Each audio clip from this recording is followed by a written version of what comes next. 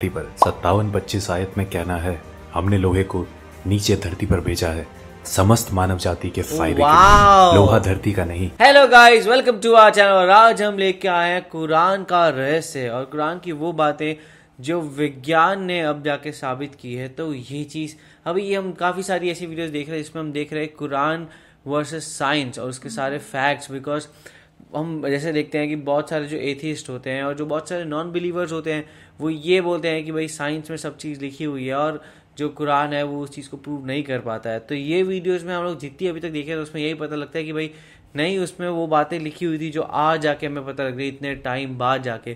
सो देखते हैं और क्या ऐसे रहस्य हैं जो अभी हमें पता लगते हैं। लाइक हम लोगों ने पिछले वीडियो में भी थोड़ा बहुत जाना ही था कि कुरान की ना ऐसी मिस्टीरियस चीज़ है और उसको देखकर हम बहुत ज़्यादा शॉक हो गए थे कि ये ऑलरेडी कुरान में मेंशन है और हम लोगों ने बाद में वो चीज़ डिस्कवर करी है ना। तो आज देखते हैं कि ऐसी कौन सी बात है मतलब कि जो साइंटिस्ट भी प्रूव नहीं कर पाए। तो डेफिनेटली ये वीडियो काफ़ी ज़्यादा इंटरेस्टिंग होने वाली है। तो देखते हैं वीडियो कैसे होती है, वही देख लेते हैं कैसा होगा। तो आप भी देखो, हम देखते हैं। Let's start. कुरान की हैरान कर देने वाली 9 बातें। जब से इस पृथ्वी पर इंसानियत की सुबह हुई है, हम इस पृथ्वी पर अपने वजूद की तलाश कर रहे हैं और इस कोशिश में हम विज्ञान, धर्म और पवित्र ग्रंथों की तरफ देखते हैं। कुरान इस्लाम धर्म के अनुयायियों की सबसे बड़ी किताब है। आज की इस वीडियो में हम आपको कुरान के कुछ ऐसे ही रहस्य बताने जा रहे हैं जो आपको हिला के रख देंगे। वीडियो शुरू करने से पहले ये जानना जरूरी है कि कुरान कोई साइंस की किताब नहीं है, मगर कुरान में कई साइंटिफिक और हिस्टोरिकल फैक्ट्स मिलते हैं जिनमें से कुछ बातों को समझने में तो हम सफल हुए हैं, लेकिन अभी भी कई ऐसी बातें कुरान में मिलती हैं जिन्हें हम आज तक समझने की कोशिश कर रहे हैं। कुरान में कुछ ऐसी भविष्यवाणी भी की गई हैं जो अब तक सच हो चुकी हैं। आइए मिलकर जानते हैं कुरान के सबसे चौंकाने वाले तथ्य। नंबर 1, ओरिजिन ऑफ लाइफ, जीवन की उत्पत्ति।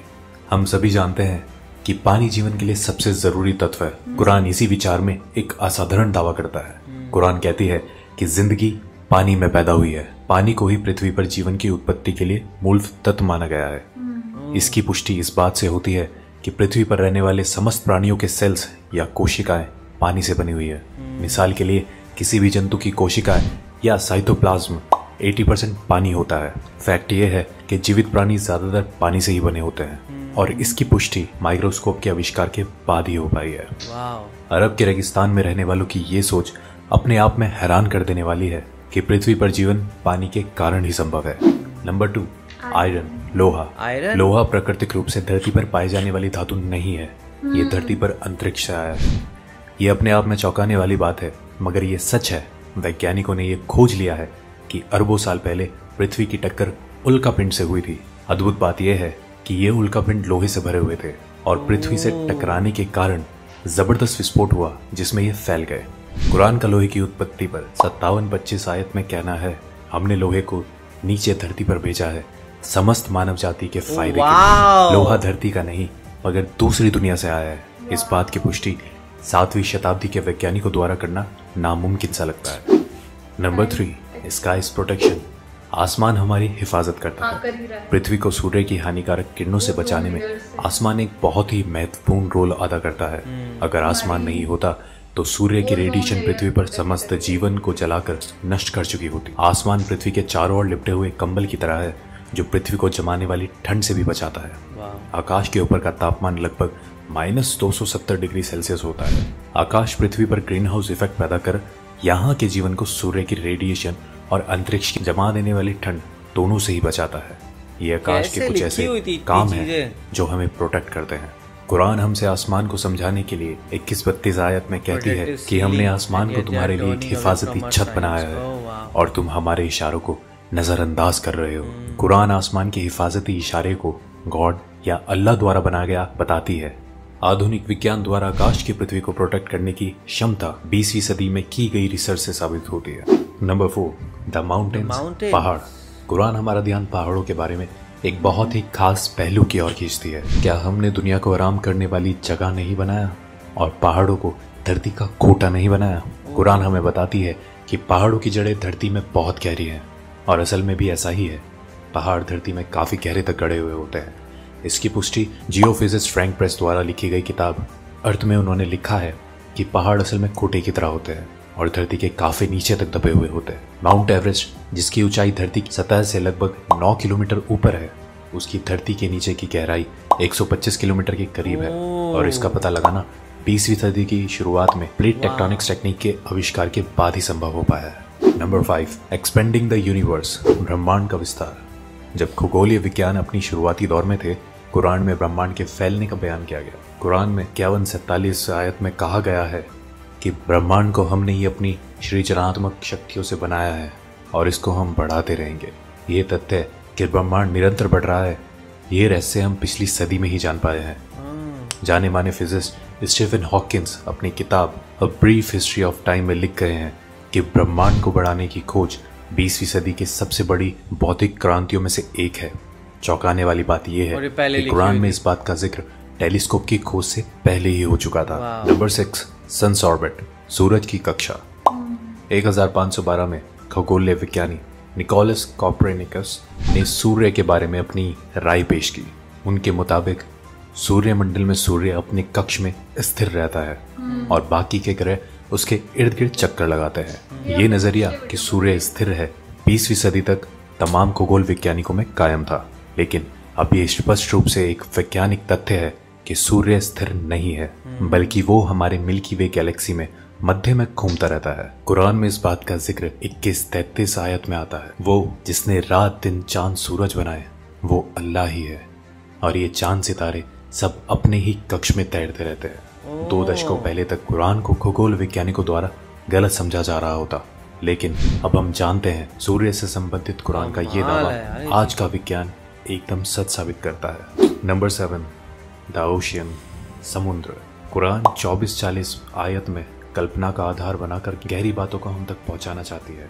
इसमें लिखा है, गहरे समुद्र के अंधेरे जो लहरों से घिरे हुए हैं, लहरों के नीचे उसके ऊपर बादल हो और उसके ऊपर फिर अंधेरा हो, एक के ऊपर एक छाए हुए हो, इतने अंधेरे कि अपने हाथ भी आपको दिखाई ना दे, और जिसको अल्लाह रोशनी ना दे उसको कहीं भी रोशनी नहीं मिल सकती। आमतौर पर यह समझा जाता है कि लहरें समुद्र के ऊपरी सतह पर चलती हैं। हालांकि समुद्री वैज्ञानिक इस बात की पुष्टि कर चुके हैं कि लहरें केवल समुद्र के ऊपरी सतह पर ही नहीं बल्कि नीचे भी होती है। ये लहरें इंसानों को दिखाई नहीं देती, इनको सिर्फ कुछ खास यंत्रों के द्वारा ही पता लगाया जा सकता है। कुरान समुद्र की गहराइयों के अंधेरों के ऊपर चलने वाली लहरें और उसके ऊपर चलने वाली लहरें और उसके ऊपर बादलों के बारे में हमें बताती है।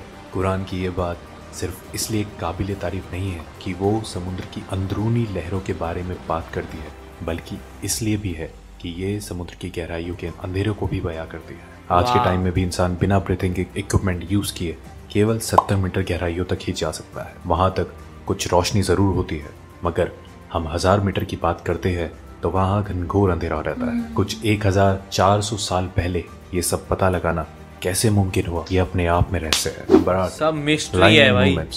झूठ और हमारी हरकतें। अबू जहील नाम का एक बहुत ही अत्याचारी निर्दयी शासक पैगंबर मोहम्मद के समय में हुआ था। अल्लाह ने कुरान में उसको चेतावनी देने के लिए 96, 15 और 16 की आयत में फरमाया है कि इस बात में कोई शक नहीं, अगर ये बाज ना आया तो हम उसके मत्थे को पकड़कर घसीटेंगे, ऐसा मत्था जो झूठा और पापी है। अल्लाह ने कुरान में उस शख्स को झूठा नहीं कहा, बल्कि उसके मत्थे को, जो कि दिमाग का अगला हिस्सा है, उसको झूठा और गुनहगार कहा है। यह आयत 2 वजह से बहुत खास है।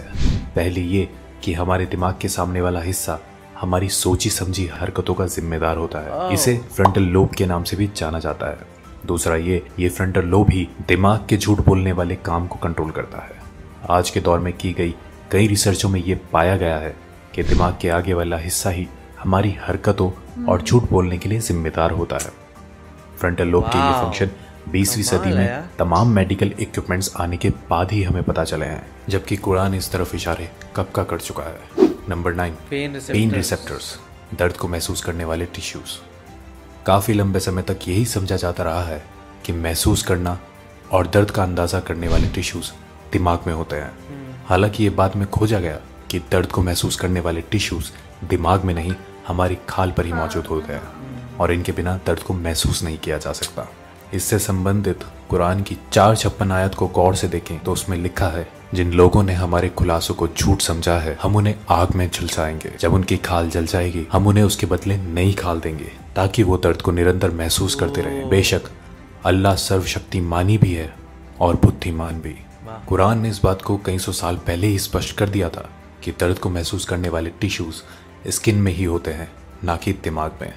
ये खोज हाल ही में जीव विज्ञान में किए जाने वाली कई खोजों में से एक है। सीरियसली वीडियो बहुत ज़्यादा शॉकिंग थी। हम लोगों को ना लिटरली इस वीडियो को देखने के बाद गूज़बम्स आ गए, क्योंकि यार जो चीज़ें ना अभी रिसेंटली प्रूफ हुई है वो मतलब आज से 1400 साल पहले कैसे पता लगी थी, जबकि उस टाइम ऐसी टेक्नोलॉजी भी नहीं थी और हम बोल सकते हैं कि ऐसा ब्रेन भी नहीं था जैसा आप ह्यूमन के पास है, क्योंकि इतनी डेवलपमेंट नहीं हुई थी उसके उस टाइम। और मतलब कि जैसे उसमें लिख रखा था कि एक था पेन वाले टिश्यूज़ है ना, जो हमारी पेन होती है, तो सबसे पहले ये सोचते थे कि हम लोग ये सोचते हैं कि वो ब्रेन की वजह से होता है, लेकिन वैसा नहीं है, वो स्किन की वजह से होता है। स्किन में टिश्यूज होते हैं जो कि पेन जनरेट करते हैं। अगर वो टिश्यूज मर जाए तो हमें पेन नहीं होगा। और भी ऐसी चीज़ें थी जैसे जो समंदर के नीचे अंधेरा है, तो ये हम लोगों को नहीं पता था, ये कभी कुछ टाइम पहले ही पता लगा। और फिर वो सूरज वाली बात हुई, वो तो हमने पिछले वीडियो में भी देखी थी। और फिर वो झूठ वाली बात की जो मतलब कि कुरान में लिख रखा है कि जैसे जो